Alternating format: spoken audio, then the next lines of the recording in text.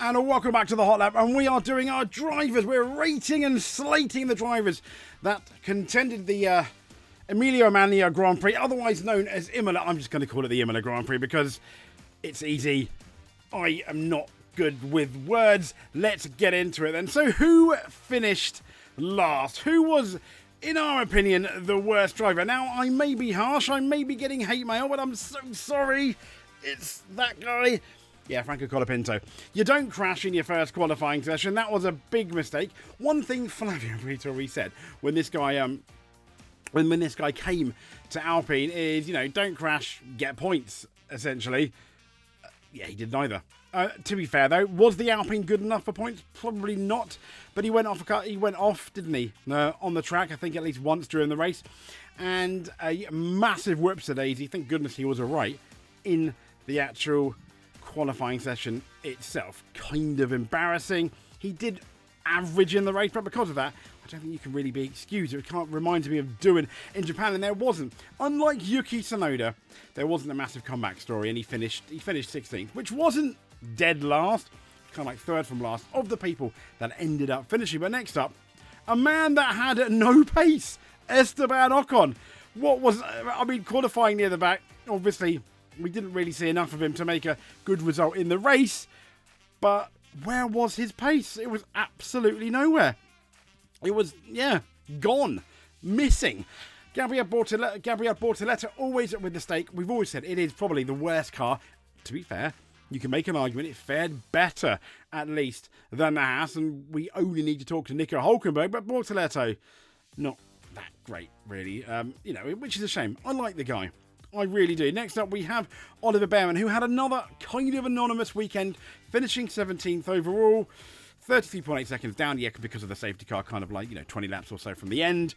That ended up being, I think, 10 laps of running, but still, he was lapped, wasn't he? I think he had to unlap himself at one point. We know he can do better, as does this guy here. It is Liam Lawson. He had, once again, an average race, but overshadowed by his teammate and, yes, the slowest of the racing bulls, if I'm honest. And the bulls, which,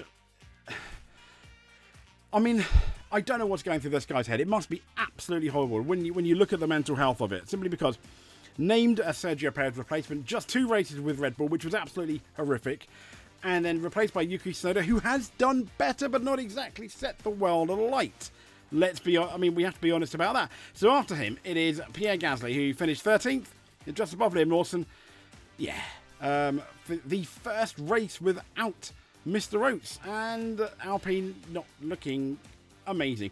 So this is slightly controversial, because he did finish in the points. He did finish 10th after a disastrous qualifying Yuki Tsunoda. However, the caveat here is he had arguably at the second or equal first best car. Should he have crashed it in Q3? No, Q1, sorry. He's far too experienced to do something as silly as that, but he did. To be fair, it was an almighty crash, and thank goodness he walked away from it, because it looked absolutely horrendous, and it was far too near the crowd for most people's comfort, if I'm honest.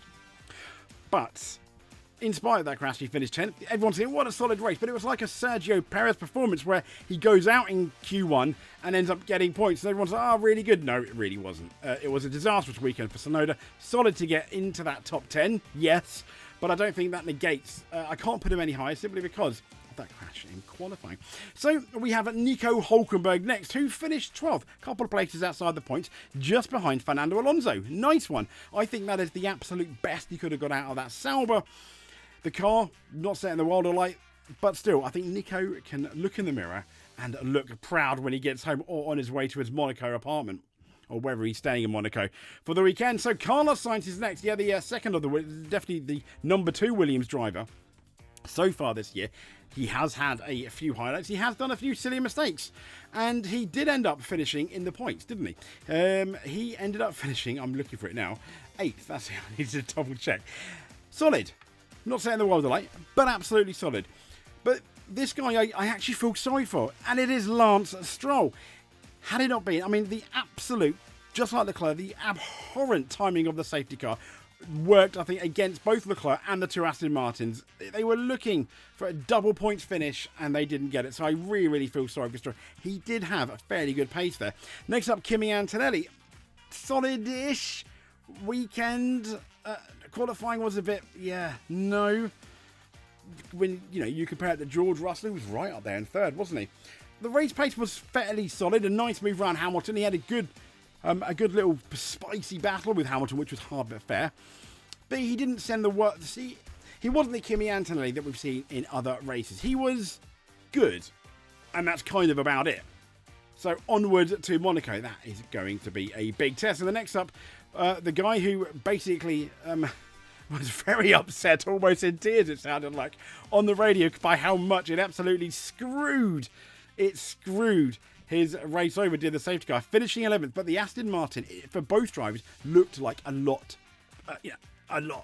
better. The handling it better, and it showed on the stopwatch. So it's going to be really interesting to where we go from here. Hopefully it's not just track specific. Fingers crossed. So the guy that beat Alonso and Yuki Tsunoda, the top Red Bull guy other than Max, the penultimate Red Bull guy then, in terms of how good he did, is this man here, Isaac Hadjar. Solid race, really, really good. To the point now where I'm starting to think that maybe, at least for 2026, Yuki Tsunoda needs to be looking over his shoulder. I think that's the first time we've properly mentioned it, and I properly believe it going forward. I don't think Yuki Tsunoda is going to be gone anytime this year. It would be too embarrassing for Red Bull to do that. However, he only has a contract till the end of the year. Isaac Hadjar in a Red Bull, potentially, but against Max Verstappen, the teammates destroyer. I think we'll have to see, won't we? But a really, really solid weekend. So next up, Piastri. Why is he this far down? He qualified fairly, well, I guess. He had pole, he had the race. It's just that first corner. It wasn't, as we said in our race review, as good as it was and as amazing it was for Max to come so far back on braking, it was equally as bad for Oscar Piastri's racecraft, something he's also admitted that he's not going to do again. And I can't really forgive Oscar Piastri for that, which is why both McLarens are down, in spite of finishing second and third. And they're split by this man here, George Russell, who the Mercedes and the Tide just weren't really getting on with each other, were they? They were struggling, and that's something that Mercedes are really going to have to go into, especially if it's going to be really hot. Hopefully, it's just track specific, but I guess we'll see. So next up is Lando Norris. Yes, the man that finished second isn't even like Oscar Piastri on the podium. However, Lando Norris, I think he fared a bit better than Oscar Piastri. The racecraft was really, really good. It was the McLaren strategy, to be fair, that for both him and Piastri that kind of screwed them over. And it was very much McLaren that screwed Lando Norris over by not letting him through when that safety car came. So I really feel for Lando Norris. And I really feel for this guy here. He's thinking, Lewis stole my fourth place because of the safety cars. Absolutely. He will have a massive point with an exclamation mark there. And out qualifying Lewis as well. But I think why he didn't do as well as Lewis, well, it was just the moves that Lewis was able to pull compared to Leclerc. For example, we had Alexander Albon, whoops-a-daisy. Yeah, that was a bit aggressive. That was a bit silly from Leclerc. They said it was just about not getting a penalty. No, I don't think that racing was fair. As much as Leclerc, I imagine, will disagree, but there we go. Moving on from that, Alexander Albon, again, finishing fifth. This guy's absolutely amazing. To the point where our Williams, and I'm starting to think, is Williams going to be able to keep him? Contracts are only as good as the paper they're written on, they say, and is the Williams team going to be able to keep this man employed, or will another team have him? Will Red Bull ask for Alex Albon back? I don't know, but he is doing absolute gangbusters, and I'd argue, along with George Russell, one of the MVPs of the year in terms of what their car can do and what they are getting out of it. So, he is our third man on the podium. But number two is this man here, Lewis Hamilton. So, on Saturday, qualifying, I think not particularly very well, was he? Head down, it looked really bad. The Tifosi started to leave as Q3 began. It was looking ultra depressing. And yes, he didn't get a podium, but he gave everyone a race. Yes, the safety car worked in his favour, unlike Leclerc, but he made it work for him with really, really good passes. The hard but fair, absolutely classic Lewis Hamilton. If that car was even faster, who knows? I mean, he was catching Piastri at the end. You never know. Another few laps, but we'll never know. But absolutely brilliant. But the guy that, okay, not quite perfection. He didn't get a pole position, but he saw that gap. Yes, it was initially a barn door, but he took it. And I think Verstappen knew he had to risk it all on that first lap to take the lead because everyone thought his tyres are going to go off. Now, Red Bull, a lot of people are suggesting Red Bull had the fastest car here. And if they did, we're talking about a tenth of a second, maybe. Because Lando Norris was able to at least stop that gap getting bigger when he got past Piastri. That's not to take anything away from Max Verstappen, who had an absolutely awesome weekend. And also, we have to thank the Red Bull mechanics, because on Friday, he was about 3-4 tenths off, it looked like, especially when looking at the race pace. It wasn't looking particularly clever. And then Red Bull magic happened, and Max Verstappen, yes, he qualified on the front row second, but then he got the win. And once he took the lead, he never really looked. Yes, the first safety car, the virtual safety car, helped him, but he still had to race under, in the safety car when they all bunched up towards the end of the race. But once he did take that lead, when you look back at the race, it never looked in doubt, did it?